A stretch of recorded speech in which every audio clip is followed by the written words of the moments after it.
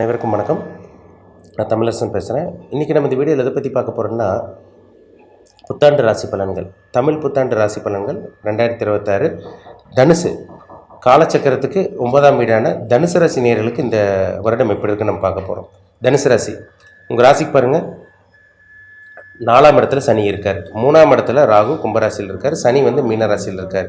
உங்கள் ராசிக்கு 7ஆம் இடத்துல குரு மிதுன ராசியில் இருக்கார். இதுதான் இந்த வருடங்களுக்கு உண்டான அமைப்பு, சரிங்களா. கேது பார்த்திங்கன்னா உங்களுக்கு பாகிஸ்தானத்தில் 9ஆம் இடத்துல இருக்கார். இதுதான் அந்த அமைப்பு.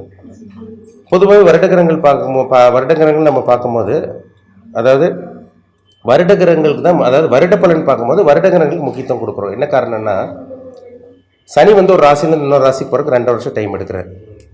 குரு 1 வருஷம் டைம் எடுத்துக்குவார். ராகுக்கு 1.5 வருஷம் டைம் எடுத்துக்குவாங்க. ஒன்றா தொடர்ந்து நல்லது நடந்துகிட்டே இருக்கும், இல்லை கெட்டது நடந்துகிட்டே இருக்கும். அதனால தான் அதோட தாக்கம் அதிகமாக இருக்குது.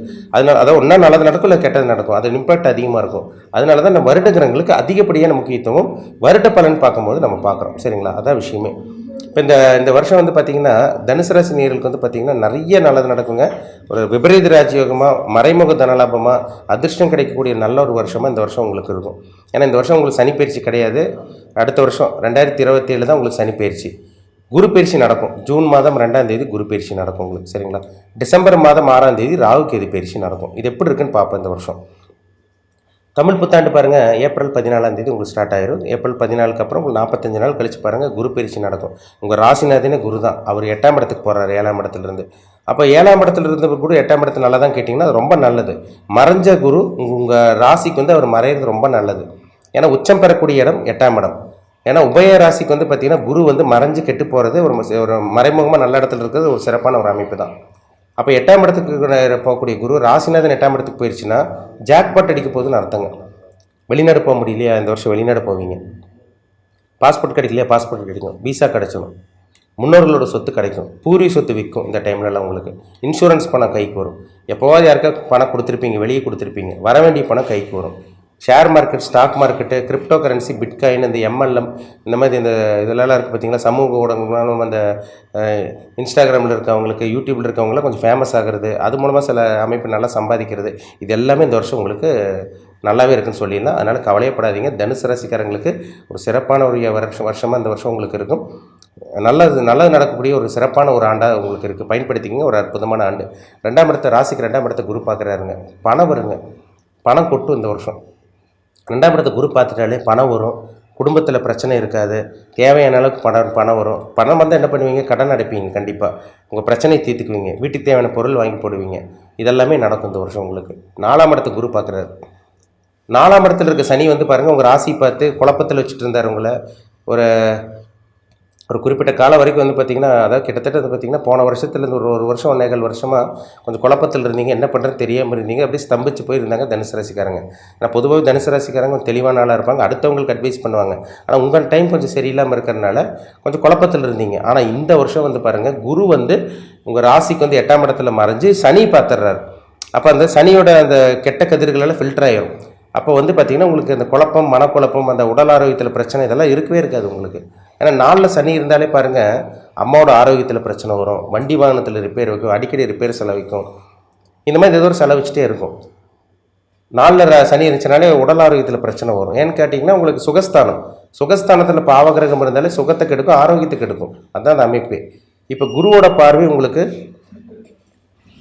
பார்த்திங்கன்னா மீனராசி மேலே விழுகிறதுனால, 4ஆம் இடத்து மேலே விழுகிறதுனால ஆரோக்கியம் நல்லாயிருக்கும், சிறப்பாக இருக்கும். வண்டி, வீடு வாங்கணும், சொத்து சுகம் எல்லாமே உங்களுக்கு நல்லபடியாக அமையும், சரிங்களா. கவலையப்பட வேண்டாம். அது உங்களுக்கு 3ஆம் இடத்துல இருக்கிற ராகு 2ஆம் இட தனஸ்தானத்துக்கு குருவோட பரவி விழுகிறதுனால 8ஆம் இடத்துக்கும் கேது போய் குருவோட சேர்றதுனால இது ஒரு சிறப்பான ராகு கேது பயிற்சியாக உங்களுக்கு இருக்கும். இது தோஷம் தரக்கூடிய பயிற்சி கிடையாது. அப்போ 2ல் இருக்கிற ராகு குரு பார்வை இருக்கிறதுனால பிரம்மாண்டமாக பணத்தை கொடுப்பார், பெரிய அளவு பணம் கொடுப்பார். ஆனால் இருந்தாலும் 2ஆம் இடத்துல ராகு இருக்கனால கொஞ்சம் வாக்குஸ்தானத்தில் இருக்கிறனால கொஞ்சம் கவனமாக இருங்க. பேச்சில் மட்டும் கொஞ்சம் கேர்ஃபுல்லாக இருக்கணும். கொஞ்சம் வேகமாக பேசுகிறது, கொஞ்சம் கடுகடுன்னு பேசுகிறது, அடுத்தவங்களை சங்கடப்படுற மாதிரி பேசுகிற மாதிரி கொஞ்சம் வரும். அதுக்கப்புறம் கொஞ்சம் ரெடி ஆகும். அதனால் உங்களுக்கு பேச வேண்டிய பேச்சில் கொஞ்சம் கேர்ஃபுல்லாக இருக்கணும், கவனமாக இருக்கணும். மற்றபடி சம்பாதிக்கக்கூடிய காலம் இந்த காலம். ஏன்னா 2ஆம் இடத்துல இருக்கிற ராகு குரு பார்வை விழுகிறதுனால கண்டிப்பாக இது ஒரு யோக ராகுவா, வருமானம் தரக்கூடிய ராகுவா, அதிர்ஷ்டம் தரக்கூடிய ராகுவாக தான் இருப்பார். அது கேது பாருங்கள் உங்களுக்கு 8ஆம் இடத்துல மறைஞ்சு குருவோடு இருக்கிறனால கேள யோகம் சொல்லுவாங்க. கேள யோகம்னு என்ன? சம்பாதிக்கக்கூடிய அமைப்பு.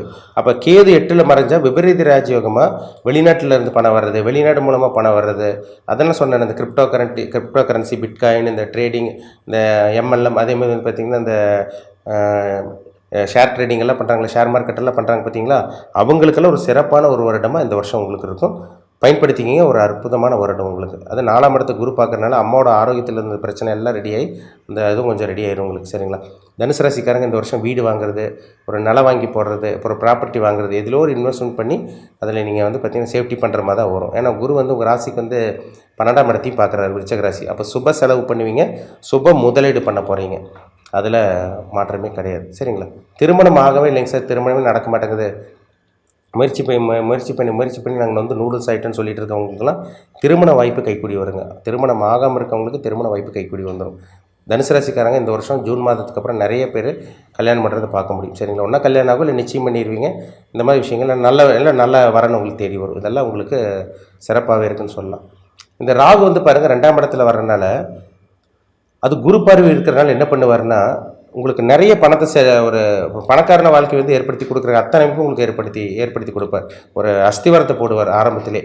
அதாவது இந்த குரு வந்து 2ஆம் இடத்தை பார்க்குறனாலே சில இதெல்லாம் பண்ணுவீங்க, சில முயற்சி பண்ணுவீங்க சம்பாதிக்கிறதுக்கு. அது வந்து இந்த ராகு கேது பயிற்சி நடந்ததுக்கப்புறம் கொஞ்சம் தூண்டுதலாக இருக்கும், கொஞ்சம் அதிகப்படியாக சம்பாதிக்கிற மாதிரி கொண்டு வந்து விட்டுரும். அதனால தான் 2ஆம் இடத்துல இருக்கிற ராகு அது சுபகிரகத்தோடு சம்மந்தப்பட்டால் அது கோடீஸ்வர யோகத்தை கொடுக்குன்னு சொல்கிறாங்க. அது 2ல் இருக்கிற ராகு குரு பார்வையை சுக்கரத்தோட இருந்துச்சா கண்டிப்பாக இந்த ராகு வந்து கெடுக்காது. அதே தான் இந்த வருஷம் உங்களுக்கு. ராகு வந்து குரு வந்து பார்த்திங்கன்னா ராகு மேலே பார்வை விழுகிறதுனால இந்த வருஷம் டிசம்பர் மாதம் 6ஆம் தேதிக்கு அப்புறம் உங்களுக்கு நல்லாயிருக்கும். ஜூன் மாதம் 2ஆம் தேதிக்கு அப்புறமும் நல்லாயிருக்கும். ஜூன் மாதம் 2ஆம் தேதிக்கு அப்புறம் பாருங்கள் மாற்றங்கள் நிறைய இருக்கும். சரிங்களா? நிறைய மாற்றங்கள் உங்களுக்கு நடக்கிறத உங்களால் பார்த்துட முடியும். அதுக்கு உங்கள் ஜாதகம் மட்டும் சப்போர்ட் பண்ணிடுச்சுன்னா நீங்கள் பயப்படவே வேண்டாம். நீங்கள் இந்த வருஷம் தனுசு ராசிக்காரங்க என்னென்னலாம் நினச்சிங்களோ, என்னென்னலாம் கனவாக இருந்ததோ, ஆசைப்பட்டீங்களோ, அது அத்தனையுமே உங்களுக்கு நிறைவேறிடுங்க. அதில் மாற்றமே கிடையாது.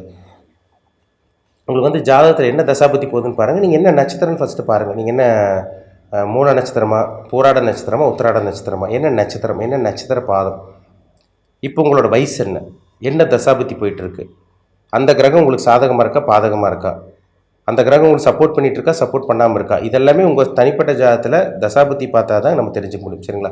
ஆனால் கோச்சார பலனாக பார்க்கும்போது குரு உச்சமடை போகிறாரு. 12 வருஷத்துக்கு ஒரு தடவை அந்த அமைப்பு வரப்போகுது. அது சனி 4ல் இருக்க சனி வந்து குரு பார்வை இருக்கிறனால சனியும் உங்களுக்கு எடுக்க போகிறது கிடையாது. 3ஆம் இடத்துல இருக்கிற ராகு 2ஆம் இடத்துக்கு வரனால அது பணத்தை கொடுக்குற ராகுவாக தான் உங்களுக்கு இருக்கும். 8ஆம் இடத்துக்கு வந்து பார்த்திங்கன்னா கேது 9லேருந்து 8ஆம் இடத்துக்கு வரனால அதுவும் உங்களுக்கு அதிர்ஷ்டம் தரக்கூடிய கேதுவாக உங்களுக்கு கேள யோகமாக உங்களுக்கு வேலை செய்யும். குருவோட சேர்ந்துருக்கிறதுனால இதெல்லாம் உங்களுக்கு நல்லா இருக்கிறனால இந்த பொது பலனாக உங்களுக்கு சிறப்பாக இருக்குங்க. அதில் எந்த ஒரு குறையும் கிடையாது. ஜாதகம் நல்லா இருந்துச்சுன்னா அது ரொம்ப ஸ்ட்ராங்காக வலிமையாக இருந்ததுன்னா 100% இந்த வருஷம் தனுசு ராசிக்காரங்க நீங்கள் ஜெயிக்க போகிறீங்க, நல்லா இருக்க போகிறீங்க. அதில் மாற்றமே கிடையாது. அதனால் உங்கள் தனிப்பட்ட ஜாதகத்தை பார்த்து செக் பண்ணிக்கோங்க. மீண்டும் அடுத்த பதிவில் சந்திக்கும் வரை உங்களிடமிருந்து விடைபெறுவது உங்கள் ஜோதிடர் தமிழரசன். நன்றி, வணக்கம்.